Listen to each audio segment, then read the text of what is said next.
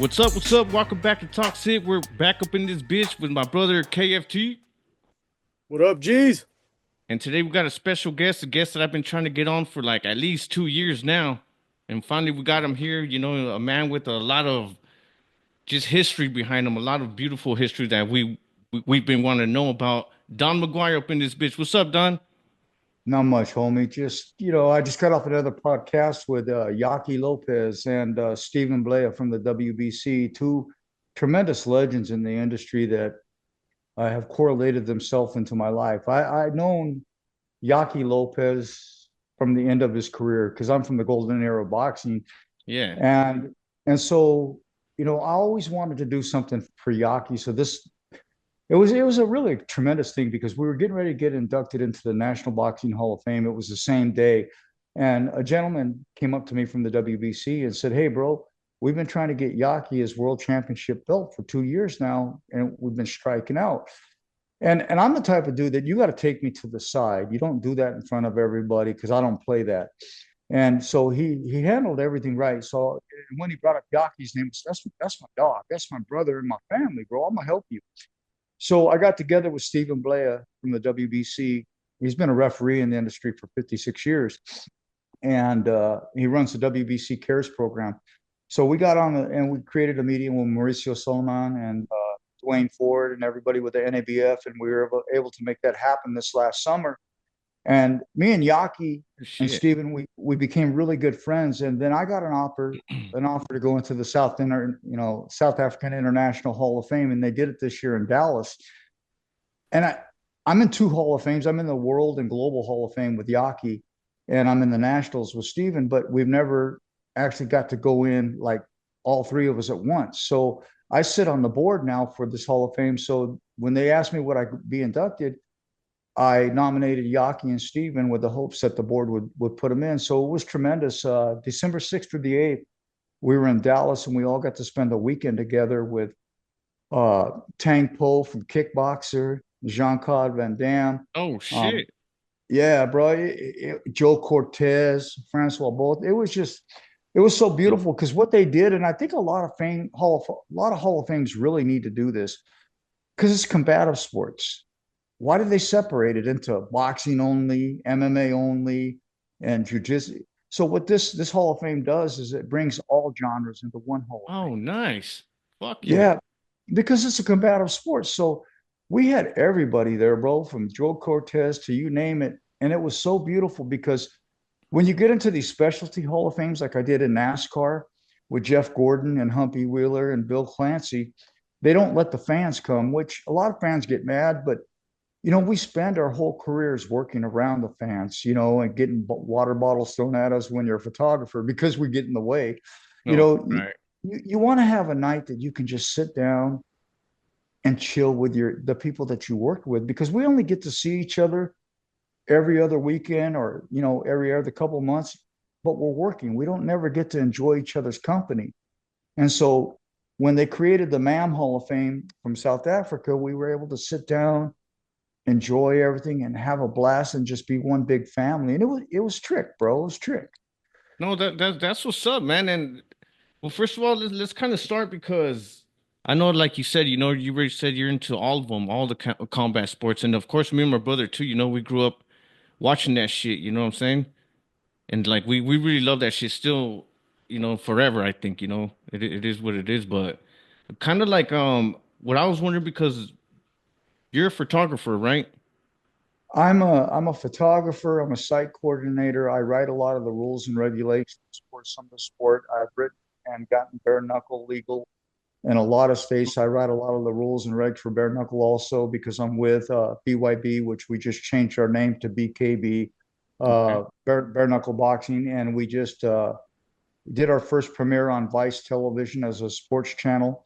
Oh shit. Things are, yeah, things are growing and they're getting exponentially bigger, and it's kind of crazy because it seems like I'm more famous now at the end of my 41-year career than I was during Yeah, my I was career. with.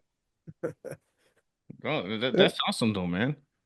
You know what I mean? it's, Hey, you built the house, brother. Now it's time to live in it. You know what I'm saying? That's right. yeah. I like that. Well, I like like that.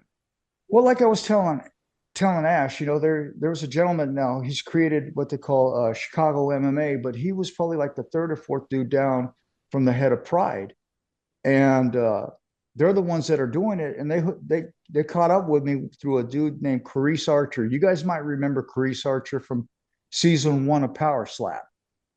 I got Carice Archer an opportunity on Power Slap.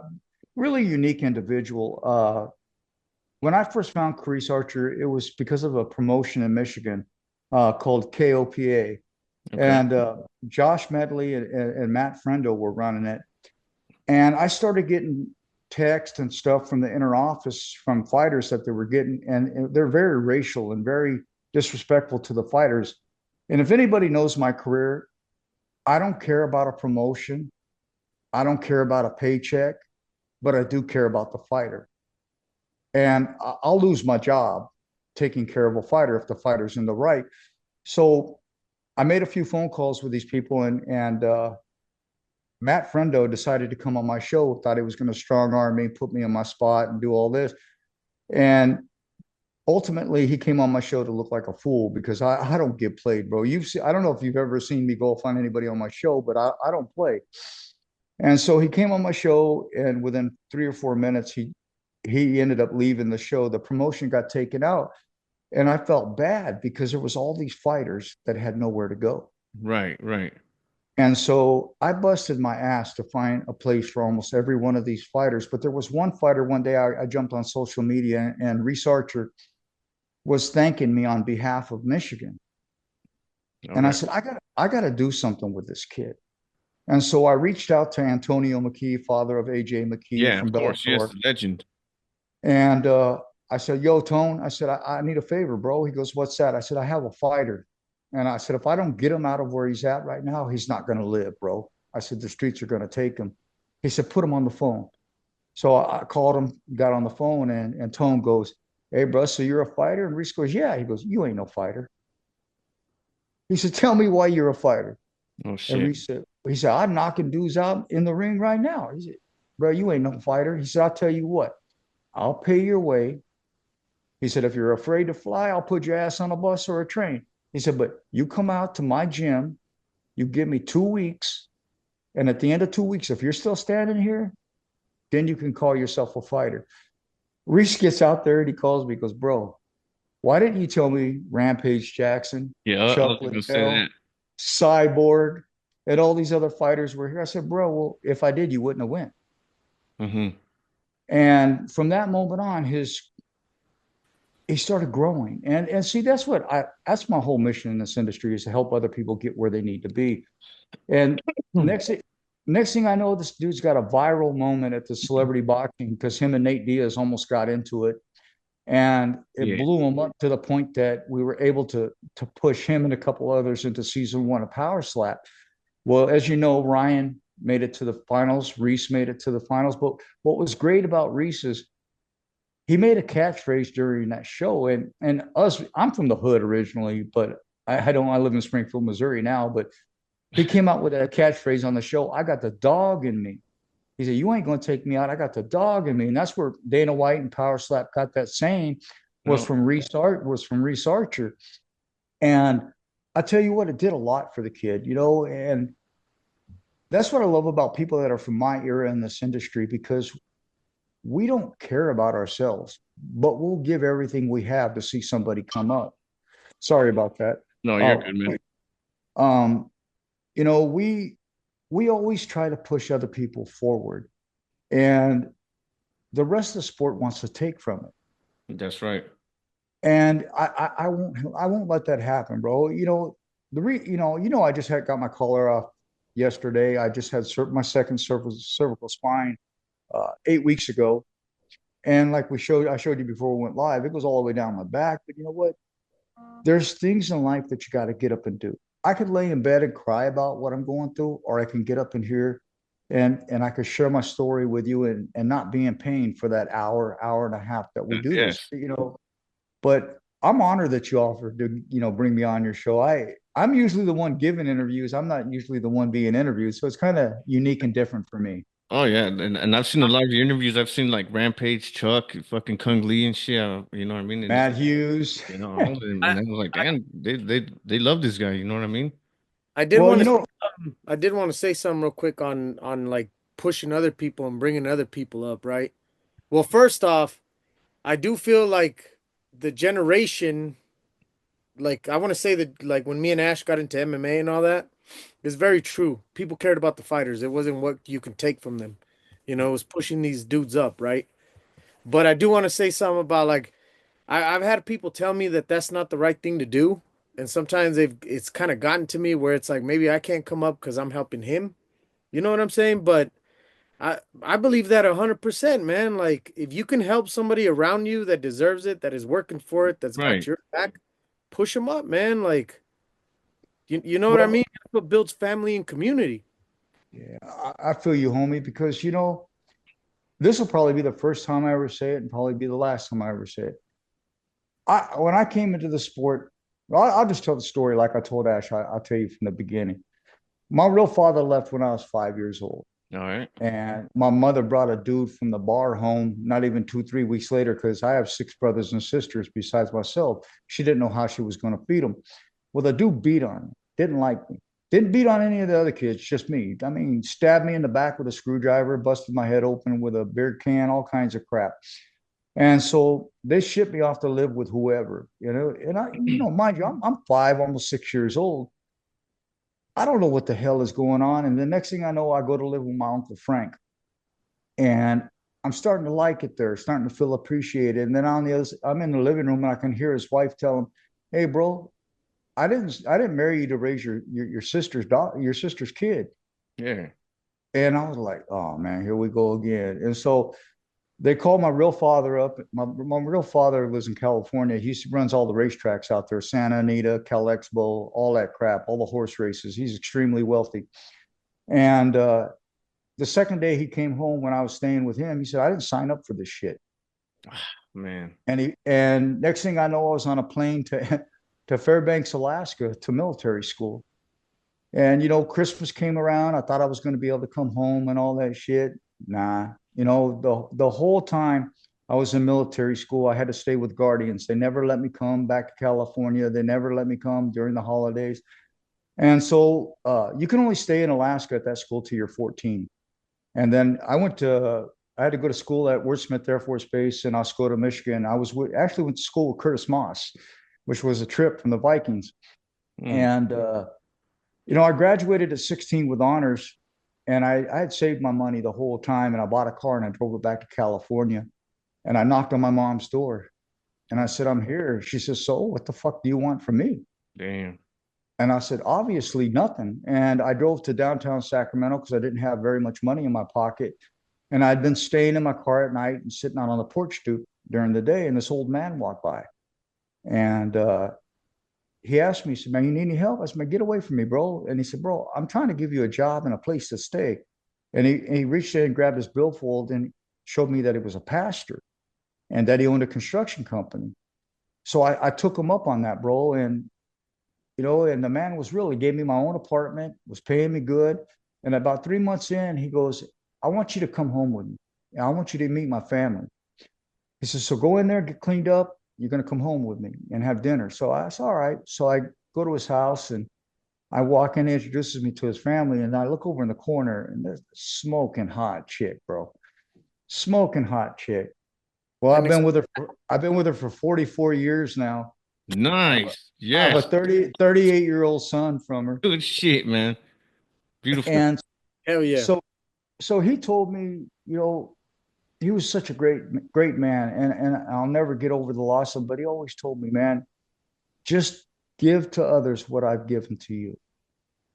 I like that. And so that's how I've led my whole life, bro. It's not about me. It's not about us. See, everybody always wants to have the bigger people, or "I'm better than you," Right. and it's not, man. If we all come together as a team, then we can conquer anything. But if we come into a room thinking we all got the biggest sticks in the room, ain't nobody going to accomplish anything.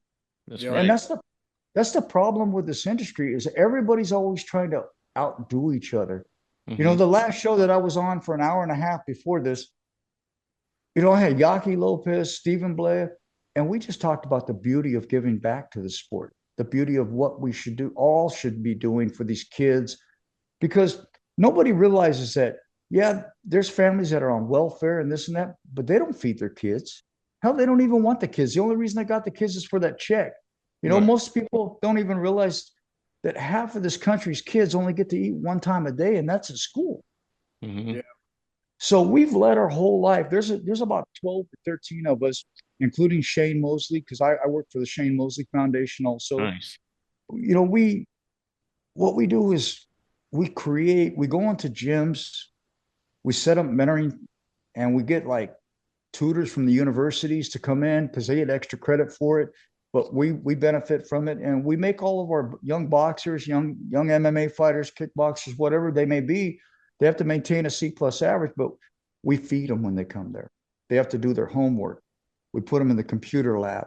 We give them clothes, but we want them to be a productive member of society, not just a fighter. But Right. we wanted to show them that people love them, that people really appreciate them. You know, I know what it's like to be an unwanted kid. So I've spent my whole life looking for those kids that nobody's looking for. Yeah. That's That, mad dope, man. I respect the shit out of that, for yeah. real. No. Me too, Yes. man. And Go and for like it. me and Ash, like yeah, we had our moms there, never had our dad, never had our father. Yeah. Um, yeah, we were those kids that could only afford to eat once a day, and it was either school or syrup sandwiches, brother. You know what I'm saying? Like with Bro. chocolate milk made of water. I'm not even. Yeah. Oh, remember those mayonnaise sandwiches? Hell Shit, yeah. man. We used to do peanut butter tortillas, bro. Yeah, so did I, Fuck bro. that shit. I'll never eat that again. Fuck that. It's funny. I was watching this show the other day, and they were talking about delicacies, and they were saying back in the days, and I was like, man, they talk about back when I grew up. They say we're talking about chitlins and all the stuff the butcher threw away. Well, hell, we used to go and get that stuff for free, but now you try to go get it at the butcher, it costs more than a damn steak. Yeah. So Yeah, it's like, but people don't understand how the what it's hell am I like. supposed to make menudo with that shit at that price? Right? You know what I mean? Oh, you made me laugh because we were at the Hall of Fame in Houston, or I keep saying Houston because I'm always there for the UFC, but Dallas. We went to a Mexican restaurant and I got some pozole, and when I grabbed the cabbage, I didn't see the chile underneath of it, Hmm. and I put the cabbage in there. I was like, man, this got some kick to it, but it's good. You know that hot where you just want to keep eating and eating. Hell yeah. And so I got almost everything out of there. So I poured the broth there, and then I felt the chile go down my throat. Oh, And and it lit me up. And I was there with Stephen Blair, Andrew Griggs, and Yaki Lopez, and they were laughing their asses off because I'm sitting there going like this because I'm just on fire. right. And so the last show that we were just on, they ripped me for like 30 minutes, bro. The whole show they just kept on like this, giving me shit. Yeah, that's good shit, But man. it was so damn good, bro. But the reason I love the sport is because, Which one, MMA or boxing? man, I love them all, Yeah, bro. yeah, me too. Cause me and KFT or me, you know what I mean? We always thought that kickboxing just don't get the love that it needs, that it No, deserves. well, see, when I first got into the sport, Muay Thai, kickboxing, and boxing were my favorite. A lot of people don't know that I sat on the board of the ISKA. They don't know that I did, Yeah. you know, Damn. I ran parts of kickboxing through, Egypt and through different other countries. Uh, I've done a lot of things, bro. It's crazy to look at my career now because I didn't even realize half of what I did Hmm. until it got brought up, and I was just like, holy crap. I didn't even know I did that much. But when you love something and you cherish something, you really don't look at it as a job, Right. because you're enjoying it. I mean, I've shot over 3,000 fights, and it's Uh, just like, and people will go, well, 3,000 fights in 41 years isn't that many fights. Well, when you're gone 40 weeks a year, then you tell me, No, you definitely. know, Oh, come on. No, man. and, and especially like the way I came up in the industry, I got I'm the first one to admit it. Everybody wants to talk crap, but I'm the first one to admit it. I was handed a golden spoon. or a silver spoon, however you want to, say it. Um, To I, me, it's golden, brother. To me, it's golden. Yes, yes. well, the reason I say it is I did a smoker. I wasn't even. I just went to watch the smoker with my cousin and one of my homies that was fighting, and the guy that was supposed to shoot the fight didn't show up, so they handed me the camera. They're like, "You're shooting it." There you go. Back in those days, it was still rotary phones, bro. Yeah, yeah. And so no email, no internet, that crap. And so I didn't think nothing of it. And then I got a phone call, and they wanted me to shoot a world title fight. I'm like, bro, I don't even shoot fights. They said, well, you're going to now. I said, I don't even own a camera. So they bought me a camera, and they said, we'll give you a 3-fight deal. And so I took them up on it. Dang. And everybody wants to say, oh, well, you were hand fed this and that. No, I wasn't. Because No. if I didn't produce off the first fight, I'd have been gone. Yeah, Right. You know, and, exactly. and don't ask anybody for advice because you're not going to get it. See, the crazy thing where I got lucky in this industry is Burt Watson. At that time, Burt Watson was Smoking Joe Frazier's manager, and Burt became my mentor. If it wasn't for Burt Watson, we wouldn't be sitting here right now. I wouldn't even be a 12-time, 13-time Hall of Famer. That's I right. wouldn't even be known in the sport. See, so a lot of people in life, they need to look back and reflect and realize the people that got them there and praise them for it. Because I tell you what that man gave me is the greatest gift anybody can ever give anybody.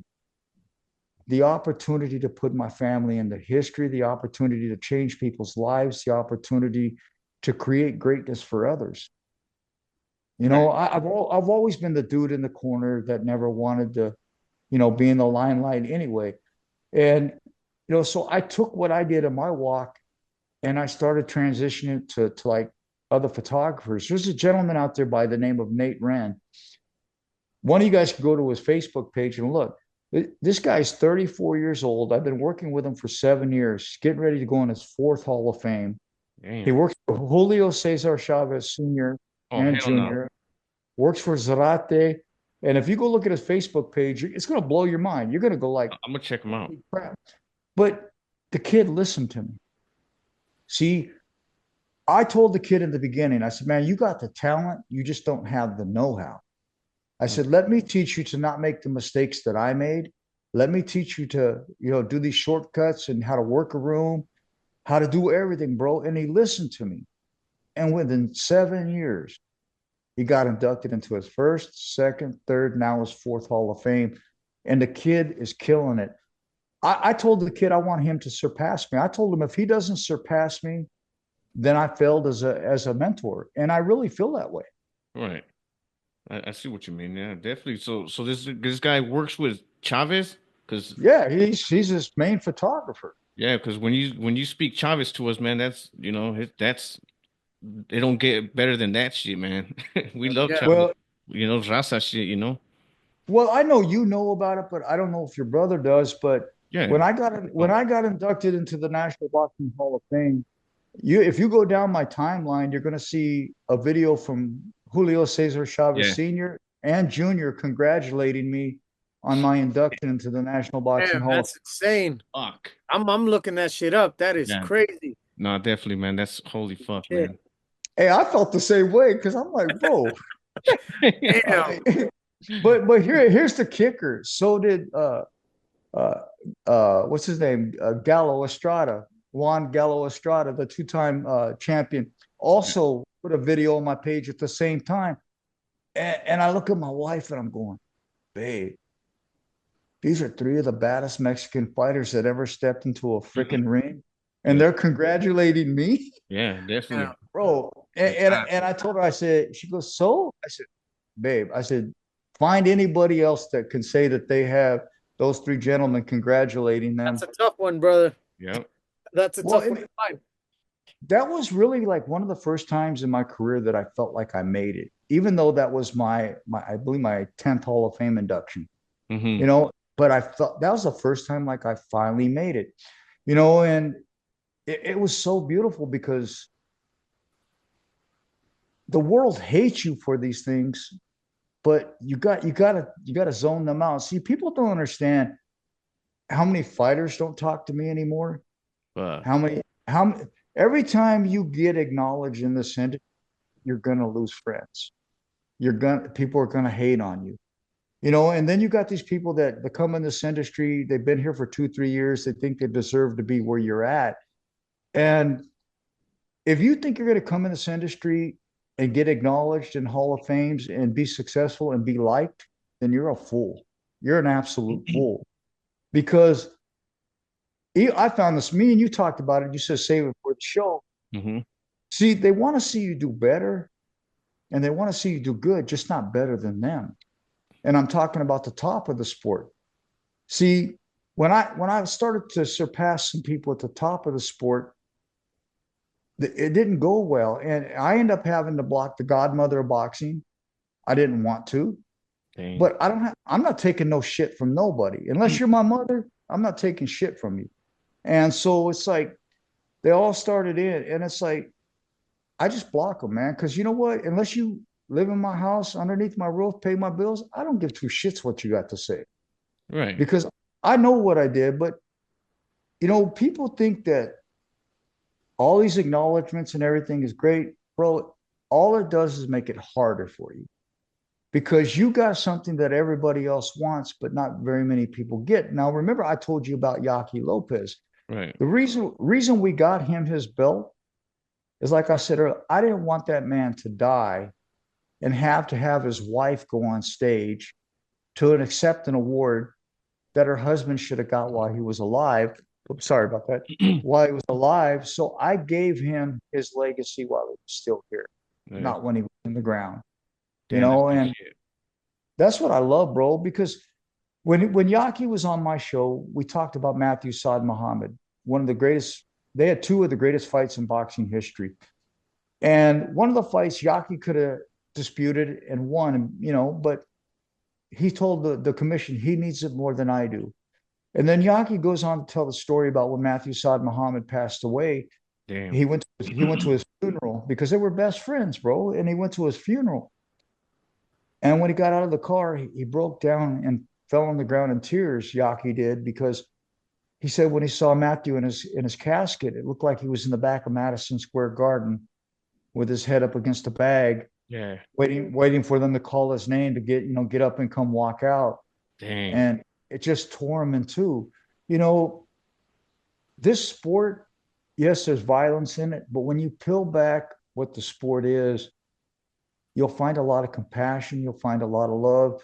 And a lot of people think that when they see all the shit talking on press conferences and stuff like that, that's how it really is. Man, it ain't like that behind the scenes. That's just to build a fight.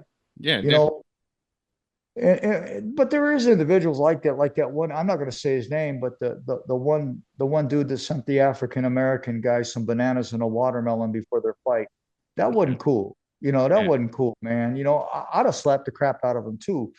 But you definitely. know, Yeah. generally behind the scenes in this industry, after two men go to war with each other, they respect each other. Whether they liked each other or not before they went in, after you guys beat the hell out of each other, I can guarantee you'll be hard pressed to find somebody that actually doesn't like the other person. It's just there's a part of this raw mentality of the sport that brings you together as brothers once you fight each other. You know who's a perfect example for that? And it's one of my favorite fights. It's not the best fight ever, but it's one of my favorite fights just because the whole thing, the build up and the both men, I love them. Don Fry versus Ken Shamrock. Pride. Yeah. Was it Pride 19, right? Bad blood, man. Either 18 or 19. Yeah. Either 18 or It was 19. one of Yeah. yeah, man. Holy shit. At the end, when they just looked at each other like, bro, like we're Yeah, cool. like goddamn, bro. How Ken looked at him like, Ya cálmala, güey. Carnales. like, damn, fuck it, dude. We're good. You know what I mean? What a fight. You know what I mean? Yeah. Well, when I had Shamrock on my show, Ken Shamrock, everybody wants to talk about what Frank went through, but they didn't want to talk about what Ken. Their actual last name isn't Shamrock. Yeah, yeah. Shamrock is popular. But when I had Ken on my show, we talked about it because everybody wants to talk to Frank about it, but they don't ever ask Frank. Like, I mean, they can because they're afraid of him. He's a lot like Rampage. It's kind of like walking through a minefield. You don't know what you're gonna get. Right. But I know these dudes. I've known them for years, and so when I asked him about it, he was very poignant and open about it, and it broke my heart, bro. But then what I started realizing that I'd probably say 60 to 70% of the champions in this sport come from a similar background. Yeah. And it blows my mind because, when I sat there and I interview all these fighters and you get in their heads and then you find out that you think your life's jacked. Mm-hmm. Their life is worse than yours. And it's like, look at Jerry Cooney. Jerry Cooney was the same way, man. When his father would pull in, him and his brothers and sisters had their favorite hiding places so they wouldn't get beat. Damn. And he left from that life and walked into being a professional boxer. Mm-hmm. And people don't look at the scars that these people carry into the sport. They only want to look at the scars that they have while they're in it or while they walk out, but they don't know the person. So when I created the fighter's voice, the original fighter's voice with Mm-hmm. Don McGuire, I did that so the fighters could tell their story. Because everybody always wants to go, oh, what did you do wrong your last fight, camp? What did you do? Right. What are you Right. going to do? And it's shit nobody wants to hear. It's like right now what I'm dealing with my own promotion. You know, a lot of things in this industry are so cutthroat. The owner of the promotion, I was his pick to do the show for BYB. But the CEO, the head of PR, I wasn't. And like Burt Watson said, bro, you were their second choice. You're never going to be their first choice. You may have the ear of the king, and that's all that matters, but those dudes are always going to trip on you. Well, today I had a world champion hit me up, Harrison Gigliotti, who just won. He defended his world title in Denver at BYB. I think it Oh was shit. 36. And Shit. All right. so he hit me up and said, bro, I want to come on the show. I said, no problem. And he goes, well, they want to put me on Amy Kaplan's show, but I don't want to go on that show. I said, bro, my show is a BYB show. I work for BYB. And so he called PR and said, hey, I'm not going to go on the show already booked with Don. And the head of PR tripped out, bro. He was like, man, you're fucking up the program. No, the problem is, bro, you don't like me, so you're trying to create shows to kick me out. And the fighters don't want to go on those shows. Right. Because who wants to hear a 300-pound soccer mom talk about who decorated your fucking living room, bro? I'm dead serious. It's like in the past 3 weeks, I probably had 40 fighters call me and say, hey man, can we come on your show? The last 4 or 5 shows that I did were all fighters that asked me to come on. They just happened to be on the card. I mean, I could have got them anyway, but when they're calling and begging you because they don't want to get put on that other show, then there's a problem. Right. But see, the problem with me is I don't know how to shut my mouth sometimes Mm-hmm. because I am from the hood and I really don't give two shits what anybody thinks because unless you pay my bills, I don't care. So I told the dude, keep my name out of his fucking mouth. Mm-hmm. I don't care if I get fired. I don't care because he's not good at his job. He can't even run a damn social media page. And then he's going to bring a soccer mom and tell fighters they got to go on her show when she don't even know shit about fighting. Damn. Yeah. See, that's not good at all, man. Not at all. Hell no. No, it hinders the sport. It hinders the promotion. It hinders everything. And if it doesn't work like a well-oiled cog, then your promotion's going to go down the tube. Right. And, like Greg Bloom's the CEO. He used to be the CEO for Combat Days Global. Where's All right. Combat Days Global? Where's Combat Days Global at now? Yeah. Exactly. So That's the It was promotion. picking up too. It was Huh? picking up too when it was going. Yeah. yeah. Well, when Greg took it over, it failed. Oh shit. So that's why I went out, huh? Yeah. Oh shit. And so when he ended up at BYB, I said, "Why are you here at BYB, bro?" Yeah, I'm I taking said, your "Are shit you down. are you here to tear it down like you did Combat Days Global?" Yeah. And my boss is one of them dudes that he's one of those fuck around and find out guys, and like he would rather you be straight with somebody than bullshit. Yeah, so it's like he's like, you gonna let him talk to me that way? He said, bro, you're a grown man. You fucking figure it out. And my boss walked off laughing, you Right. know. That's But you got to be that way in this industry. If you're not that way in this industry, you're going to get torn down. You yeah. have you have to be the change you seek, but you also have to be someone that's going to stand firm. And if you don't stand firm, you're going to get walked over, bro. It's just look at like me. There's hundreds of thousands of photographers. Mm-hmm. How did I end up being considered one of the greatest photographers in the history of combat sports? Right. It wasn't because of my photography. It's the love, you don't think? It's love, work ethic, Yeah. and respect. You Yes. know, because I'll tell you right now, I'm not the greatest photographer in the world, even though the sport says I am. I'm not. Right. The kid that I'm building It's a good dude, is, huh? bruh. You know I what? Is there any like what UFC fights did you have you shot that are like memorable to you? the one that meant the most to me was John Jones Cormier one. Oh Damn, shit. you shot that? Yeah, Holy shit. Damn, That's bro. bro. I go all the way back to every promotion, bro. Like from when the promotion it was a no-name promotion that started at Tachi Palace, then we turned it into the WEC through Damn. Christian Pinup. And then Christian Pinup went to run Bellator. Pride, that was the only time I was actually scared, honestly, was in Pride. They put me outside of a fighter's room. I didn't know who it was. wait, And wait, also, wait. You shot Pride? Yeah, did yeah, you? yeah. Holy What? fuck. God damn. Beautiful. I'm telling you a story about Pride right Let's now, and it's let's gonna hear this trip shit. you out. Let's hear this shit. So I'm sitting in the hallway and the door flies open and you can hear all kinds of fucking noise and the arena's loud because they're not like they are here in the United States, bro. They come out in masses. And so all of a sudden I hear, I'm a murderer. I'm a murderer. And this motherfucker, I didn't know who Vanderlei was at the time.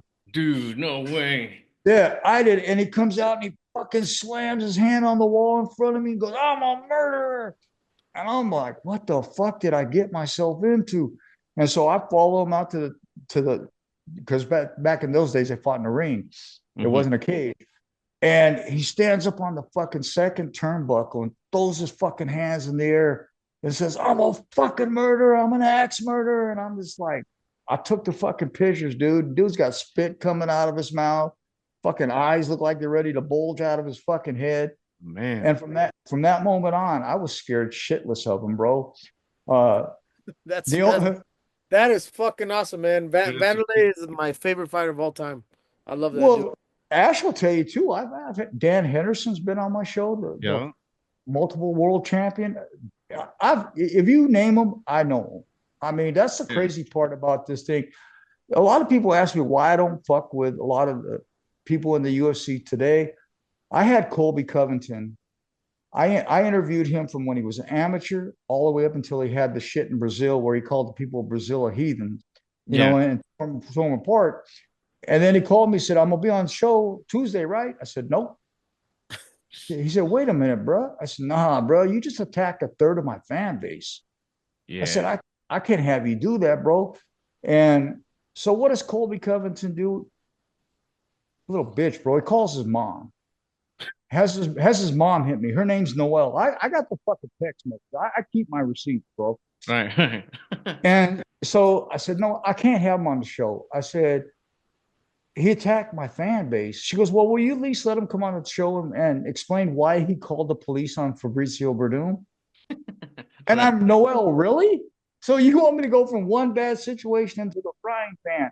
I said, you know what? You want him on? Let's do this. So Friday comes. Colby always knows 9 o'clock.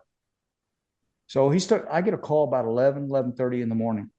He said, if you want to do this, you better do this now. You'll be lucky to get 15 minutes of my time. You Oh, should be grateful that Colby Covington's giving you this phone call. So you better get on your shit and do it. I said, bro, my show's at 9 o'clock. You know that. Don't come up here with no fucking attitude. I don't give two fucks who you are. Show's at 9 o'clock. You're either there or you're not. I said, you had your mama baby, not me. And so I was going like, man, this motherfucker gonna come on or not? Because back in those days we had to encrypt, embed, we had to write our own shit for syndicated radio, and so I called Zach Cummings up and I was like, bro, uh, I don't think Colby's going to come on. I don't want you to play second seat, but I've already paid for the airtime. Wow. So, he goes, I'll tell you what, Don, Colby's ego's too big for him not to show up. He goes, but if he doesn't, hit me and I'll come on.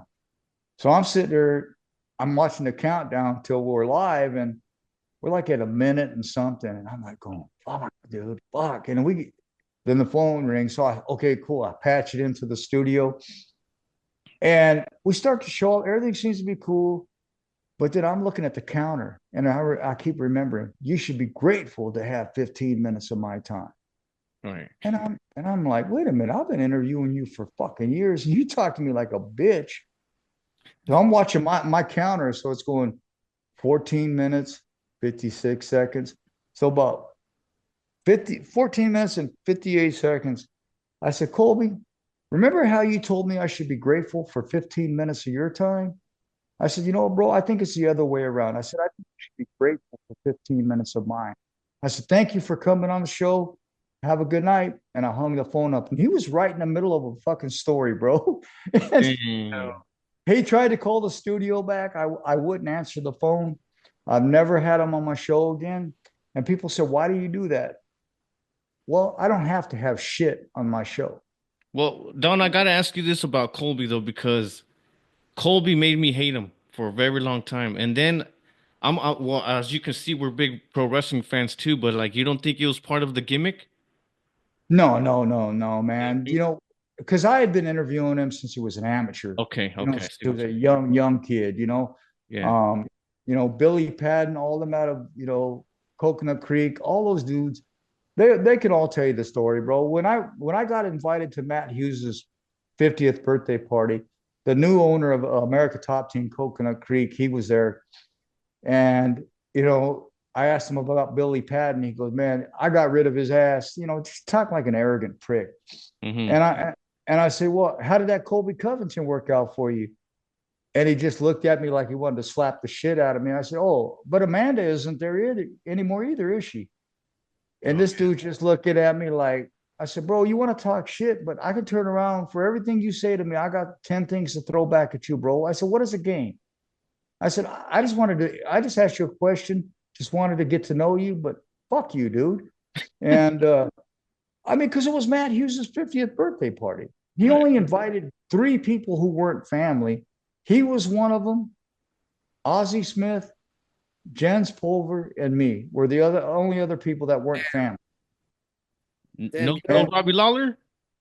nope, Ah, don't damn. get me started. I'll tell you a story about Robbie Lawler and Matt. you know what? Real quick, I do want to say that I got the opportunity to see, um, what's the name? Horn, Yeah, Jeremy Horn, Jeremy Horn. right? Jeremy Horn. Jeremy Jeremy Horn Horn. and Matt Hughes like roll around, and this was around.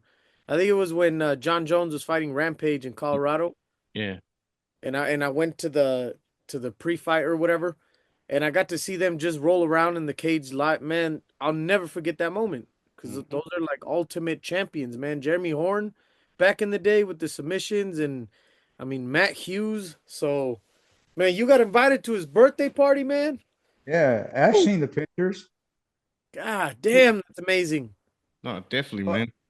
Well, it was a trip though, bro, because I invited one of my sponsors from Bite Me Mouth Guards, Joe Rice, because those guys never get to go to anything. They don't get invited to anything. And I was like, you know what?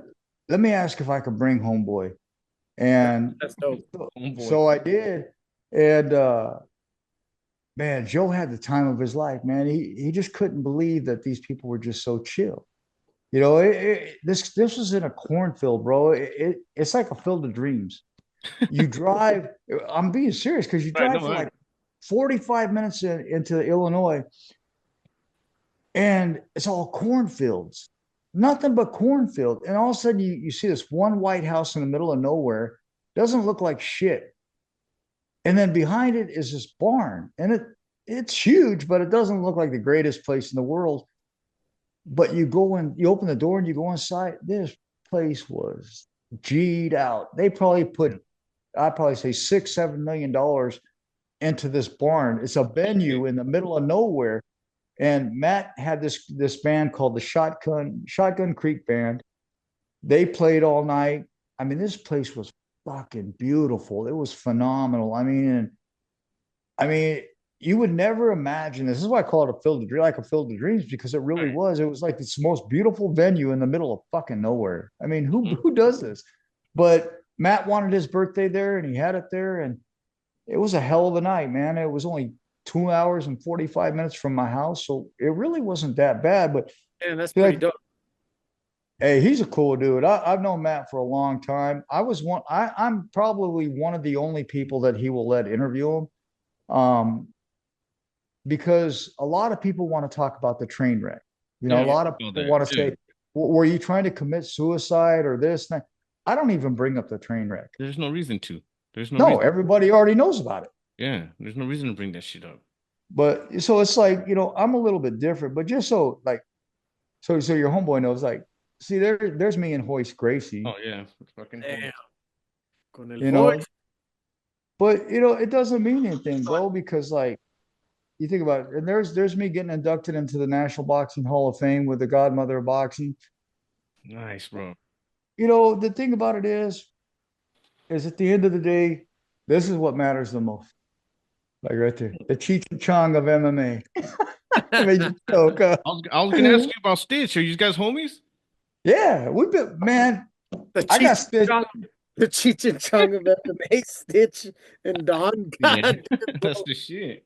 You didn't That's know that? holy Yeah, shit. bro. Hey, he's got a new line out called Twisted Sticks or Twisted Stitch. Uh, a new cannabis line. You might want to try it out. Me and Stitch went into the National Boxing Hall of Fame last year. Me and Stitch have been brothers. I probably got him one of his first cutman gigs. Man. Remember, It, remember when he got that deal with the Bad Boy? That shit sucked. How the UFC let him go and shit. I hated that because the tape he was Yeah. using was great.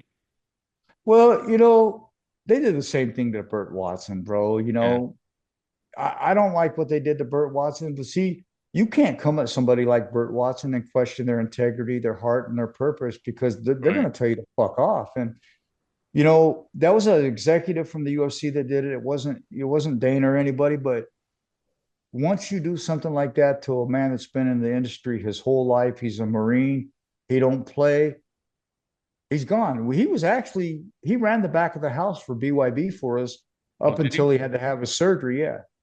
He all up until about a year and a half ago, he worked for us and then he had to have surgery. And now he's just chilling, enjoying life. You know what's crazy? Because like me and my brother, we'd always buy every single like UFC DVD to watch the behind the scenes. And you Yeah. could always just hear him in the background, let's go, Yeah. or whatever the fuck, it's almost time, or whatever the fuck he said. It's crazy. I could still hear him and like, what I mean, just thinking about him. So yeah, it's crazy. Yeah. That's my mentor, bro. Like I said, I wouldn't be here. I wouldn't be here if it wasn't Abs- for Burt Watson. I mean, because he doesn't play, bro, and he always wants to see everybody succeed. So Right. he pushes you in the right direction. And so when he came into the bare knuckle world with me, it felt like I was right back into to 2003. Nice. You know, Fuck yeah, dude. I was like, wow, here I am back with my brother. I remember running into him in Biloxi, and man, it didn't even feel like any time had passed, man. It felt like we didn't even skip a beat. But that's what this industry does, man. It creates friendships, it creates opportunities. But everybody thinks that I love the UFC and that some of the greatest aspects of my walk come from the UFC.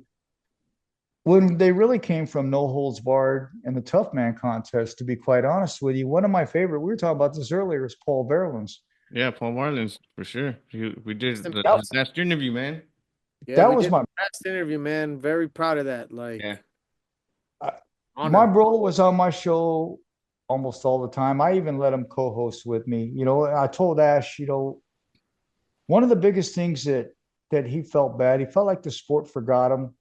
And when he passed away, I talked to Dana, and because I did a like a semi obituary on my page, and then Art Mhm. Davie stole it. And then Okay. that's what all the media ran with. And I confronted Art Davie about it. I said, bro, can't you write a post of your own?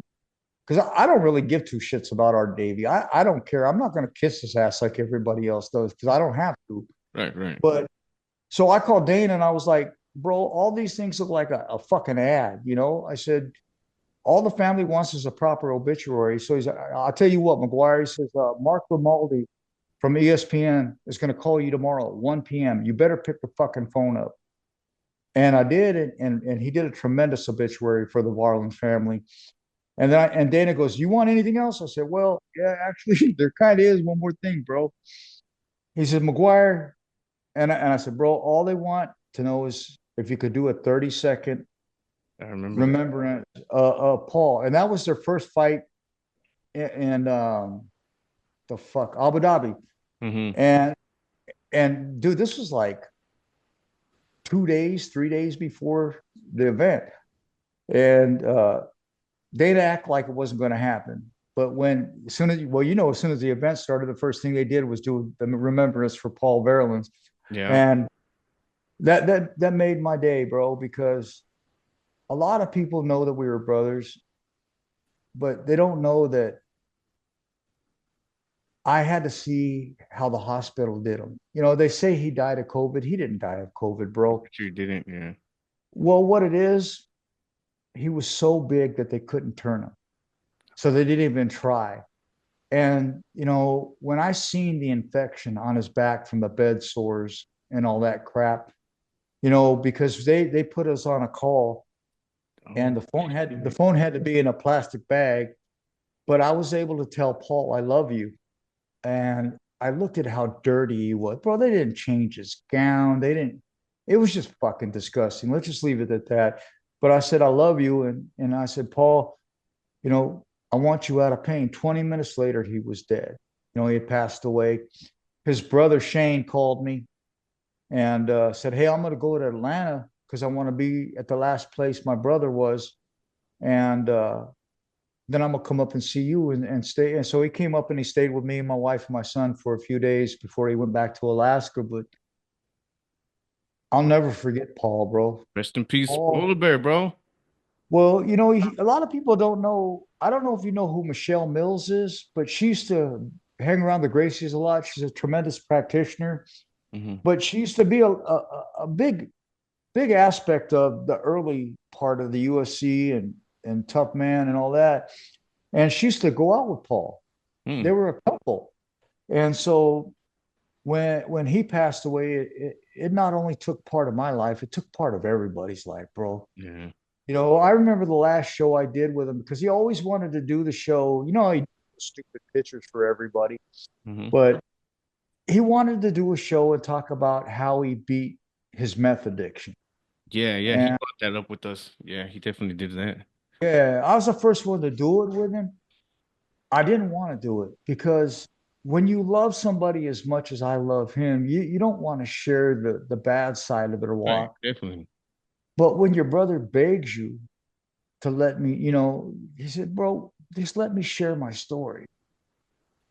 Well, I did. And I tell you what, it broke my heart. But at the same time, I realized that he wouldn't have been able to continue in life had I not given him that opportunity. It was something he had to get off of his chest, obviously, because he expressed it with you guys, something that he had never done before. We So, didn't we didn't even know about it though, Don. We didn't know about it. He just brought Yeah, it up, you and got it.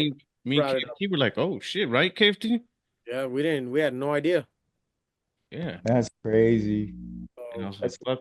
Well, at least you're good, you know." Like, yeah, he was the shit, man. He was a big part of like us loving UFC in the beginning. We loved his fights. We're like, "Oh shit, no polar bear." done. We used well. to. Did you We go had ahead? we have a cousin, and when he was little, he was like a big boy, and he had like this cut, and we used to call him the polar bear. So He one looked time just, we put his ass in a singlet and made him like throw down and shit. bro. He looked just like him, bro. He looked Dude, just like Paul Varlins. Paul That's Varlins cool. loved that story, bro. When we told to him, he's like, "Holy fuck!" He's like, some of the best shit I've We ever." even taught him like the stands and how he throws the kicks and all that. That's so dope. This fool Because was like 7 years old. We're like, let's go, polar bear. Yeah, it was cool, man. It was cool shit, man. Good shit. there will never be another Paul. There Nah. will never be another Paul, man. And the sad part it is, is like the whole sport is changing. The whole sport is shifting, bro. It's not Oh, like it definitely. used to be. We've already lost boxing, Yeah. and we're losing stuff daily. It's just like I just want to see people succeed, man. Whether it be in Saudi Arabia or here, I just want to see people succeed. But I don't want to see people like Clarissa Shields and other people that buck the system and then cry about everything. See, there's a lot of things a lot of people don't know. Like she popped dirty, okay? And everybody goes, oh, but marijuana's legal. Okay, but when you're a professional athlete, you sign a contract, you take the pay, you know what's on the banned substance list. So don't come at me with any excuses because the bottom line is you knew marijuana was on the banned substance list. Yeah, it's not no testosterone or steroid or Yeah, whatever, it's none of but that it's shit. still on the list. So they indefinitely suspended her until the hearing. So for right now, she can't fight in the United States. She can only fight out of the country until Oh, they get the okay. because she has to fix her mess in Michigan I didn't know that. before she before you gotta whenever you get in trouble like that, whether it be suspended or you pulled out of a fight and they suspended you or whatever, you gotta clean that shit up in the last state you were in before you can move on. The promotion's got to do the same thing. They got to pay if let's say they scam 10, 15 fighters and all those fighters go to the commission, that promotion has to pay all those fighters before they can throw another show. Oh shit. All right. I didn't know that shit, man. I didn't know Yeah. that. I didn't know. I knew nothing of that. Yeah, but you know, we could go on forever, man, but we gotta I start know. wrapping this motherfucker up. We're I gonna I, have to have I you I back do. on. Go ahead. Yeah, definitely have to have him back on. But I do want to say something. Um, Me and Ash from day one, like when the first time I remember the first VHS we rented. Okay.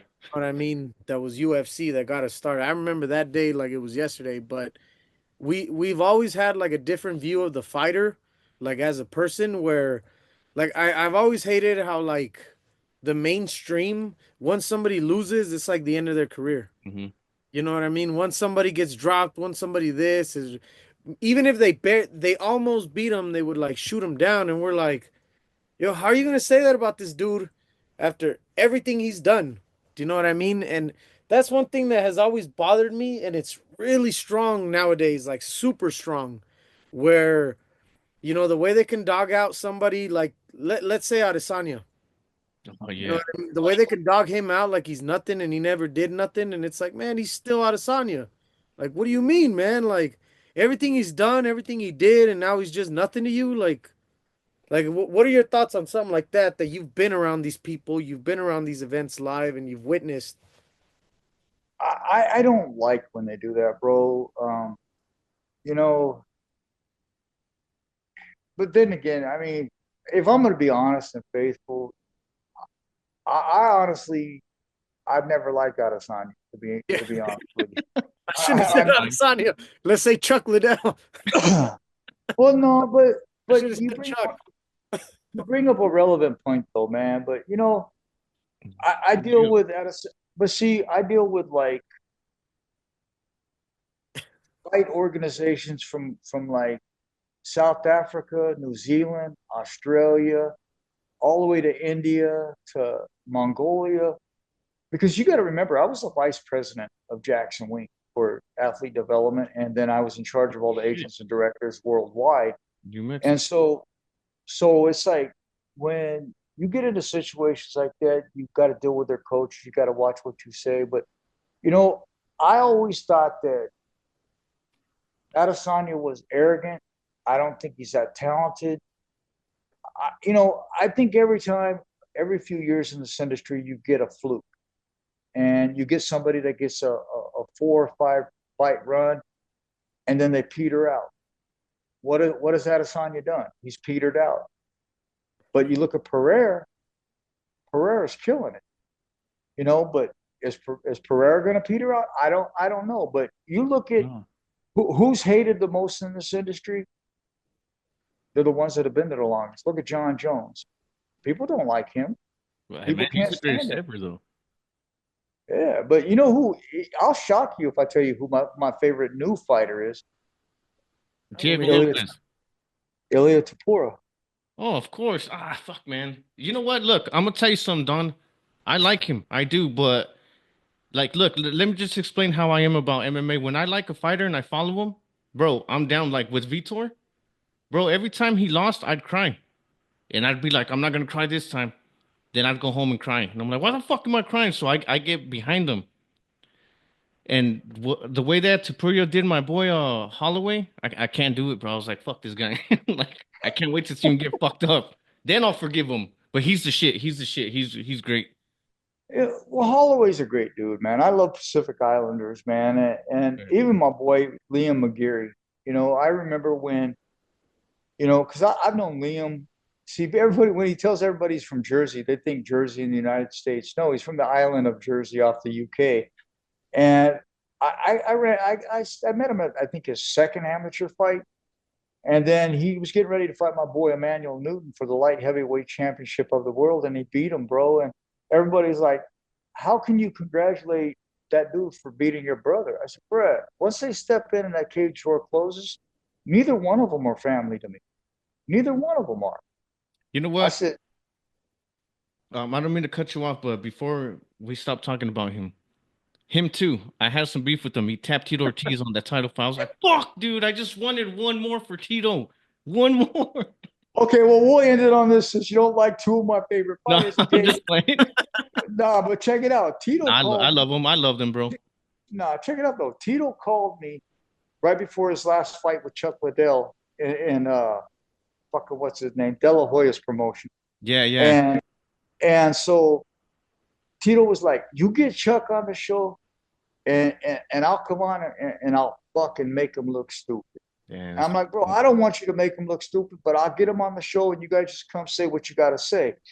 So I get Chuck to agree to come on the show. So I call Tito up, and he hands the phone to his wife, and he goes, "Ah." She goes, "Tito don't want to come on the show now." So I tell Chuck this. I have the interview Wow. still. So Damn. I tell Chuck, I said, "Man, bro, he tells me to set this up and I get you on here." And the bitch show, he goes, "Ah, you mean Tito didn't want to come on the show? Imagine that." You know, but the only way the story would have ended better is if Chuck would have kicked his fucking ass. But Honestly, I agree. I agree. Uh, I can't that believe was a Tito. Like, yeah, like I can't believe Tito got some knockout over Chuck Liddell. That ain't right. It ain't right. You know what I mean? no, it caught me off guard too, bro. I was Yeah. just like, was that shit rigged? What was it? But see, we what's weird about the UFC, and I can say this because I'm not Mhm. under contract with them anymore. I'm still on their site as one of the three employees. But Mark Coleman, back in Yeah. the early days, Mark Coleman told me that for every three fights, real fights that we get, they give us an odd fight, let's say. You know what I'm saying? What? Yeah, and but that was back in the older days. But dude, if you look at, well, we can take your boy Adesanya. Look when he fought Pereira the You second said time. Adesanya. Look when he fought Pereira the second time, bro. You can take me there, bro. Do you remember when he Yeah. had his Izzy against the cage, and all of a sudden he just put his hands down and Izzy popped him and dropped him? Right. Was that real? I Pay mean, attention to the fights, and you'll notice a whole hell of a lot more. there is shit that we call though. There is shit that we call, and I was Yeah, like, nah, why tons. am I dissing my sport like this? I'm not gonna do it. Yeah, It's not there's boxing, you know. tons of shit that we're like, wait a minute, so yeah. Well, just like they say that the NFL is scripted. I can't say it is. I can't say that it ain't. But I agree with you how, on that. how in the hell does the Simpsons know everything years before it even happened? Right. Right. Yeah, there's some shit going on, of course. Yeah. You know, I'm just fucking with you guys on the bat. But no, Mark Coleman did tell me for every three fights that real fights that I get a rigged one. He said we'll meet 3 or 4 days before the event. We'll go through the staging, and I'll tell you what I know what it fight he's talking about in Pride. yeah. Yeah, right, yeah. What's But his name? I forgot his name, the Japanese wrestler. I can't remember his name Not right now. But Takada, huh? Is it Takada, Takada? Takada. Is it Kana, yeah. yeah, But Takano? see, the crazy thing is, if you watch the fights, and I mean really watch, not necessarily the UFC, but just any promotion, Okay. you'll see fighters that'll just drop their hands and stand there, and then it's like, then they'll go because the guy didn't do anything. They'll grab him, and then they'll just like smack him on the arm, and then they step back. It's like, bro, you were supposed to hit me. It's like, but look what it's branded as, entertainment. Yeah. Fuck, you're right. Who who owns the UFC? The TKO, exactly. WWE. Yeah. Yeah. So when you look at it at the end of the day, what is real? And I don't want to say a sport that I love is just purely entertainment because not every fight is. But you tell me how these companies, those they don't live off ticket sales. They don't live off pay-per-views. That just covers their cost. Right. So where are they getting their money? So there was a story written about 4 years ago. I'm not going to go too deep into it, but I just want to share this with you guys. You can cut it out. I don't know if we're live anywhere, but No, you're if good. you take about 10 to 15 people and give them $20 million each, and they're all around the world, and they bet that $20 million on a parlay on one of your cards, what does that $20 million turn into? What do you mean? Winning or About losing? winning, because you're going to win because you already know who's the fights are. Oh, fuck, you're right. Holy shit, are you crazy? So you pick three fights on 20 million, you're going to walk out with about $230 million to Yeah. $300 million. So if you got 15 to 20 people doing that around the world, that's where your money's coming from, son. God damn it, Don. You gotta stop this. I don't want to think like this, please. But Fuck. reality wise, if you think about it, what promotion can't afford their own bills? Fuck, that makes so much sense. It's common sense. Fuck. God damn, I never looked at it like that. I mean, we'll look at, okay, well, let's change the sport. Look at the NBA. How can they afford to pay somebody $35 million a year? Yeah, I know. I've always thought It, about that. it's not off ticket sales, and there's no pay per view for basketball. Huh. And they sure as hell ain't making it off the tops breaks. So where's the money coming from? Holy shit, man. I mean, think about it. Look what they did to Caitlin Clark. She built the WNBA to what it was, and they let the Negros kick her out. You know what? First time a Wedo was ever kicked out by Negros in basketball. Well, that's crazy. What's crazy is I just got done talking about that today. So with No somebody, shit. yeah, about Caitlin Clark. No And then shit. I was like, what's her name? Reese has got the McDonald's meal and all this shit. I'm like, what the fuck is going Yeah, on with this? Oh, that's Angel Reese, the worst player in basketball, can't even make a fucking layup. Yep. Jesus Christ. Yeah, you're into a lot. So I thought you were just strictly combat sports, man. You're into NFL and all that shit too, right? Oh, bro, I used to be BB King's personal photographer. I shot Wiz Khalifa, Bone Thugs, and I did You concerts did too. Bone? Holy Yeah, shit, man. We Bro, need to bro, get we need to back have you on. back on. We need to have you Like, back on and talk about more shit. I thought you were just strictly combat, man. oh fuck no, bro. I do all the Bone Thugs and Harmonies Midwest tours. They're my brothers, bro. I'm sponsored by a company called the 86ers. And Freddie Colbert and Alfred Taryn, their uncle is George Foreman. What the George fuck? Foreman owns a brand called the 86ers who sponsor me. That's And they awesome, man. Freddie and Albert, they throw concerts and stuff and they take the profits and they give it to underprivileged youth and housing communities and try to build things up that way. A lot of us, bro, we're just here to help the kids. We're just here to help people grow because you know we talk about food and all this, but it's like people don't understand how much their camps cost, how much else. Right, And right. I just don't want these kids because you know what it's like when you were little to be picked on, Hmm. when your mom couldn't afford that nice pair of shoes like everybody else Oh yeah, got. yeah, definitely, brother.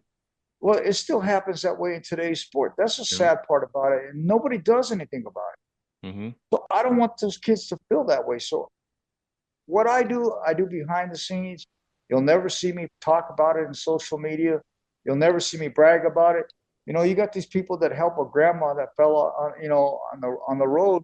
They'll jump on Facebook. Look what I did. That shit needs to be in here, not Yeah. on here, bro. Yes, yes, yes, You know, 100%, this man. this world's so fucked up. But yeah, we do need to do another show, bro. Because Here soon too. Here soon, for real. If you're Well, first available. of all, where and do I'll you tell live, you what, brother? Where do you what's live, that? brother? Because I'm coming over, man. We got to talk. Springfield, Missouri. Oh shit, you never know, man. You never know. We might end up Head over down there. over there, bro. We got to talk. Where were you guys up in Chicago? I'm No. in Denver. I'm in Denver, Colorado. Oh fuck! If I didn't just have surgery, I would have been in Denver last weekend, bro. Damn. Damn. We just had a fight there. Oh, Yep. Actually, yeah, this one right here. Yep. oh no shit. Oh, yeah, that shit says Denver right there. Yeah, Damn, man. If we would only fucking done this shit a week ago. yeah. I'd have got you. Hey, man.